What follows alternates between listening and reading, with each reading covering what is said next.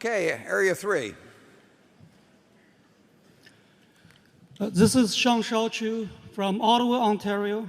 Warren, Charlie, I admire you guys tremendously. I want to ask a question about the valuation of your company.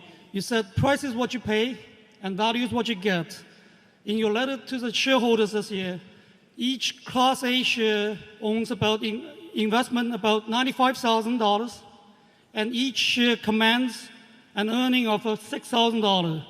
So in my simplistic way of calculation, each share is worth $95,000 of investment plus the earnings discounted at 7%. That's another about $90,000. So it adds up to about $185,000. Is that correct? Does that mean the complexity of your empire is a value trap? We give those figures because we think they're important, both the investments per share and the operating earnings per share, excluding the earnings that come from the investments, and leaving out insurance underwriting profits or losses because we think at worst they'll break even, but they do bounce around from year to year.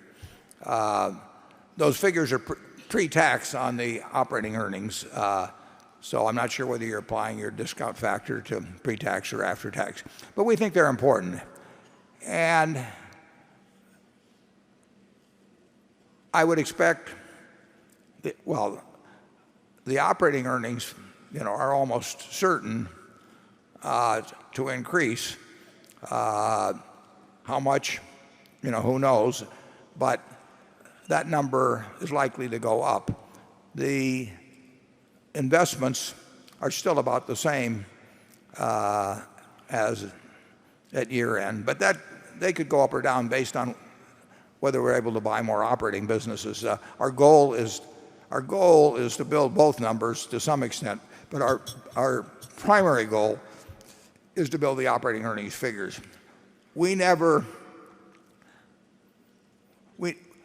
If Charlie and I had to stick a number in an envelope right now in front of us as to what we thought the intrinsic value of Berkshire was, well, neither one of us would stick a figure. We'd stick a range because it would be ridiculous to come up with a single specific number, which encompasses not only the businesses we own, but what we're going to do with the capital in the future. But even our ranges would differ modestly. And they might differ tomorrow in terms of how I would feel versus today, but not dramatically at all. I would say this.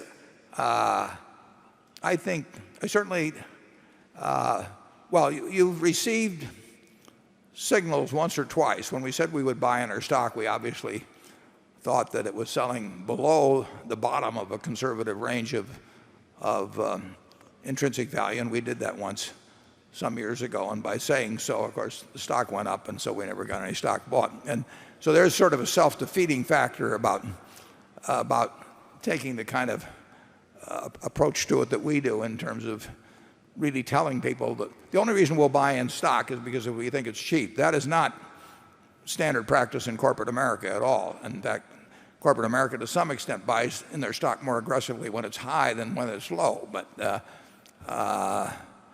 they may have some equation in their mind that escapes my reasoning power. But we do not regard Berkshire as overpriced, and I would say that we had very recently, we had a very, very large international company that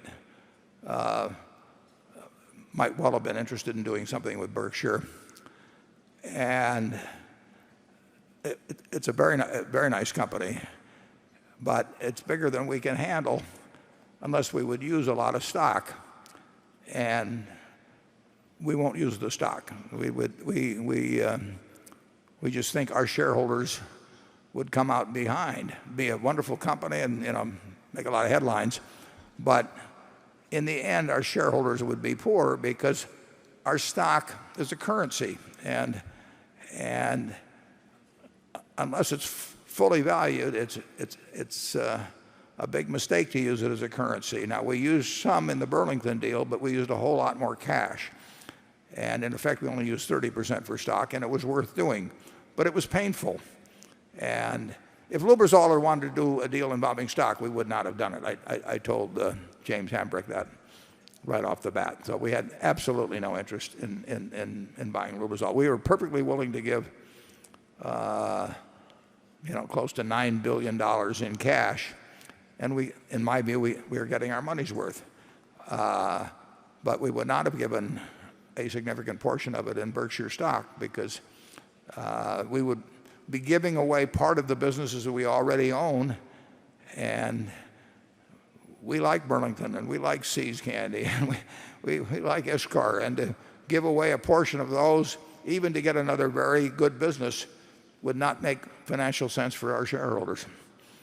So you can draw your own deductions about our calculations of intrinsic value from that statement. Charlie? Well, he's obviously looking at the two right factors. And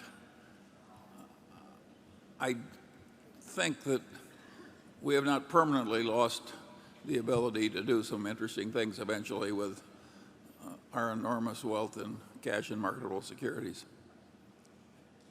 We won't always be as inactive as we are now.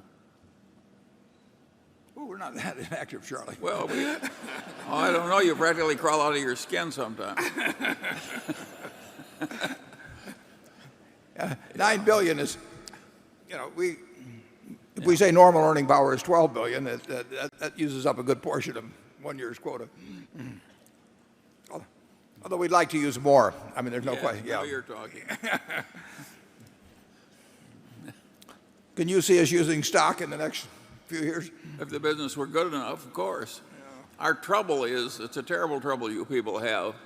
And the businesses you already own are so good, it's not wise to part with them to get a business we don't own, ordinarily.